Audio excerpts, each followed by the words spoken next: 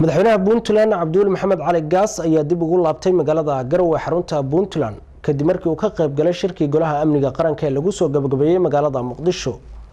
warkaasi waxa magaalada Garowe inaga soo diray wariyahayaga Maxamuud Cabdinaasir Soofeysane. madaxweynaha Puntland Cabduul Maxamed Cali iyo wafdi uu hogaaminayo oo ay ku jiraan wasiirro ka tirsan dawladda federaaliga ah ee Soomaaliya ayaa ka soo degay gabaldhici maanta garoonka cusub ee General Maxamed Abshir Muuse ee magaalada Garowe waxaana gegida diyaaradaha ku soo dhaweeyay madaxweyne ku-xigeenka Puntland Cabdixakiin Cabdullaahi Xaaji Cumar Camey iyo xubno ka tirsan golayaasha dawladda.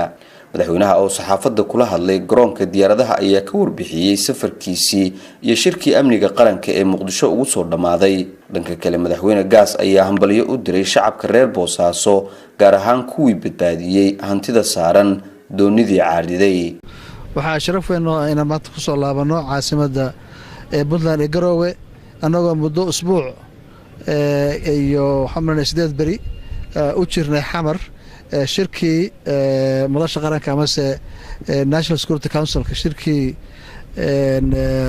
difaaca qaranka oo ay isugu yimaadeen madaxda federaalka iyo madaxda dowlad goboleedyada dalka loogana hadlayay arrimo muhiim u ah xasilinta iyo xoreynta iyo dib u habeynta ciidanka qalabka sida Soomaaliyeed iyadoo ay ka soo bixeen go'aamadii aad bishii 10keeda November ahayd aad ogeydeen oo laga soo saaray iyo waxyaabo kale oo wadanka masiirkiisa muhiim u ah oo ay kamid ahayd qaybsiga kheyraadka dalka iyo inoo ku saxiixinay heshiisku meel gaar ah ee kalluumaysiga dalka sidii kheyraadkiisa looga faa'iideysan lahaa oo runtii muhiim u ah geedi socodka horumarka dalka shirkaasina guul ay ku soo dhamaaday sida aad la wada socotaan waa ku faraxsanahay inaan ku soo laabto dalkii oo nabada oo xasiloon oo wax dhiba aysan ka jirin. waan bogaadinayaa Boosaaso dawladda iyo shacabka sida ay ugu gurmadeen doontii caariday iyo wanaaga ay ku dhowdeen inay ku dhamaato insha Allah.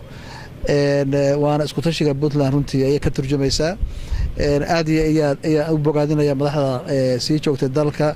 maalmihii ugu dambeeyay shacabka reer Puntland waxay isweydiinayeen arrimaha ka taagan deegaanka Tukarraq ee u dhaxeeya Somaliland iyo Puntland. dhanka kale xildhibaano ka tirsan dawladda waxay ku baaqeen xukuumadda in lagu la xisaabtamo deegaanada Puntland laga haysto.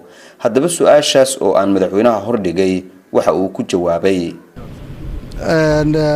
dastuurka Puntland ayaa faraya dalka in la difaaco dadka shacabkaana anigu shacabka warkiisa kuma shaqeyno dawladdu kuma shaqeyso. waa mahadsantihiin. Maxamuud Soofeysane warbaahinta SBC Garowe.